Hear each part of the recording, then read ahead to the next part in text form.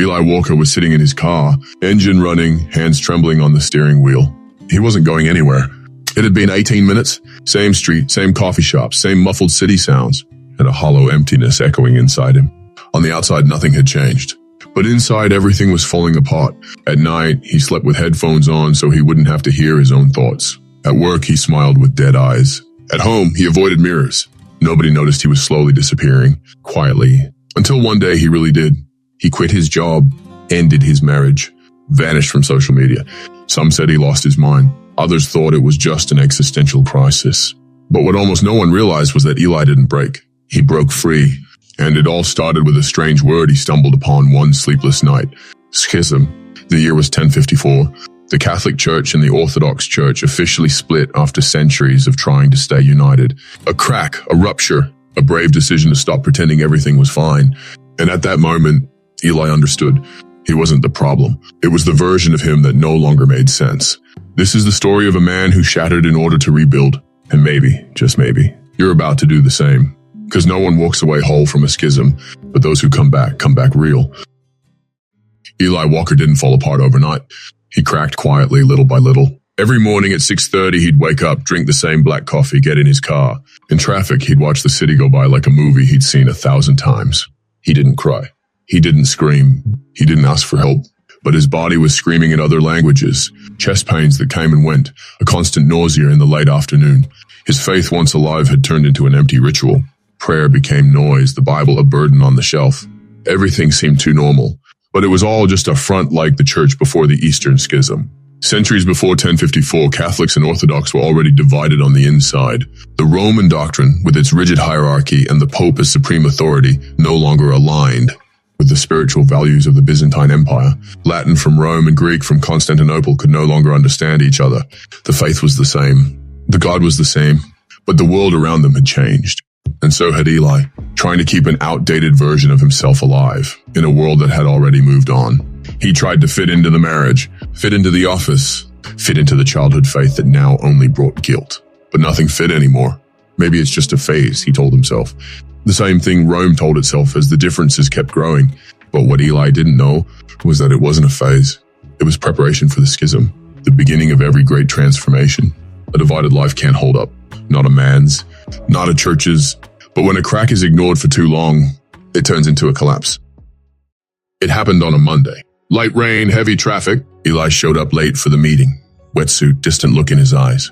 His manager, the type who measures worth by overtime, said, "You're always tired, Eli. Something going on?" And right then, for just a second, Eli almost said it. He almost admitted he was waking up with panic attacks, that he couldn't stand the silence in his own head anymore, that he was scared he'd spend his whole life just keeping up appearances. But he didn't say any of it.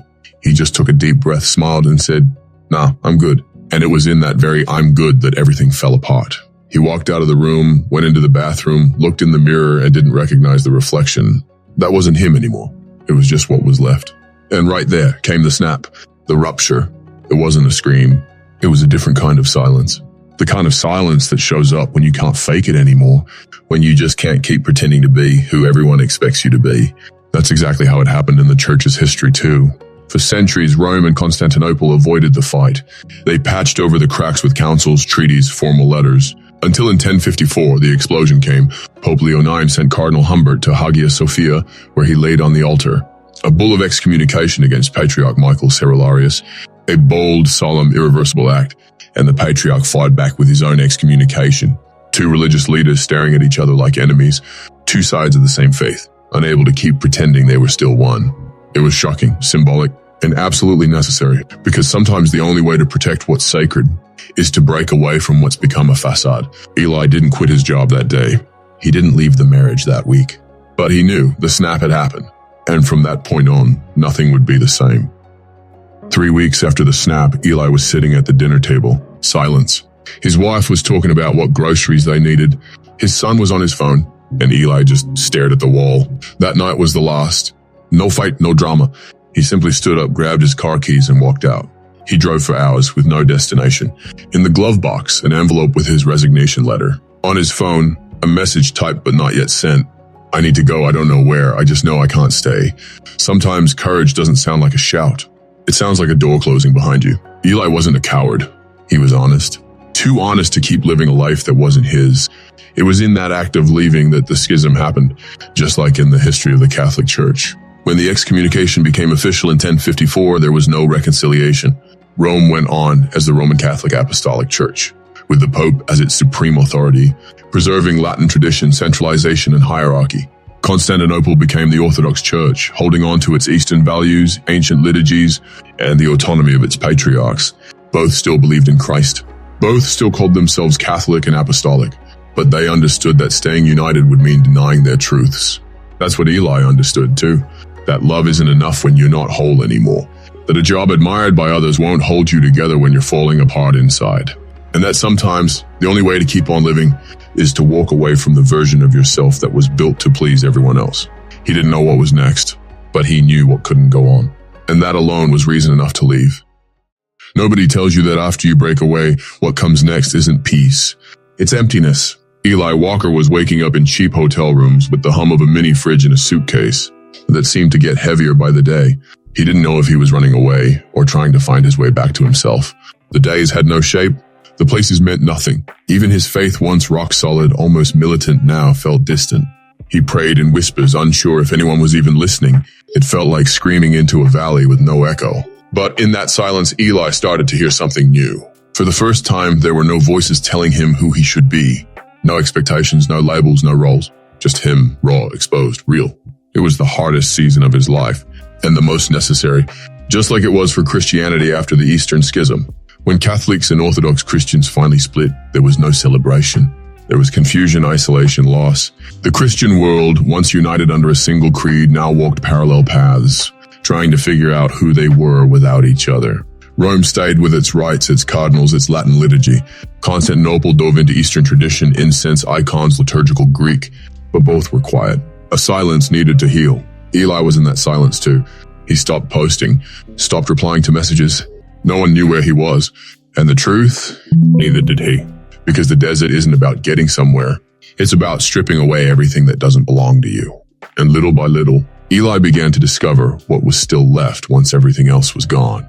It wasn't much, but it was his. Eli came back, not like before, not to the same place, but he came back, same haircut, almost the same smile. But if you looked closely, you could see something in his eyes that wasn't there before. Peace. Not the kind of peace that comes from conquering everything, but the peace that comes from no longer pretending. Eli didn't have the dream job anymore, nor the marriage that others used to admire. But now he had something he'd never really had before. Inner freedom. The freedom to say no. The freedom to choose slowly. The freedom to stop apologizing for existing. And it was in that quiet return that he understood.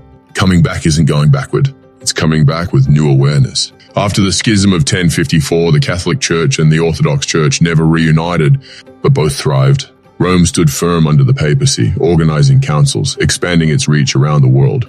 Constantinople held on to its Eastern tradition, deepening spiritual experiences, sacred icons, and ancient chants. They stopped being versions of each other. They became whole. That's what Eli became, a whole version of himself. Less noise, fewer shoulds, more truth. Sometimes we think rebuilding means becoming strong again, but sometimes rebuilding is just learning to live without faking strength. Eli never wanted to be an example, he just wanted to breathe. He just wanted to wake up and not feel like he was living someone else's life. Today, he doesn't have all the answers. He still has doubts, fears, silence. But now that silence doesn't hurt. It holds him because now he knows that inner peace isn't the absence of conflict, it's the presence of truth. And maybe you're going through your own schism. Maybe you're trying to keep together things that no longer belong together. Work, relationships, roles, beliefs. Maybe you've already felt the snap, but you're still pretending nothing happened. So let me tell you something Eli learned the hard way. You don't have to be everything to everyone. You just have to be whole for yourself. Because no one walks away whole from a schism, but those who come back real.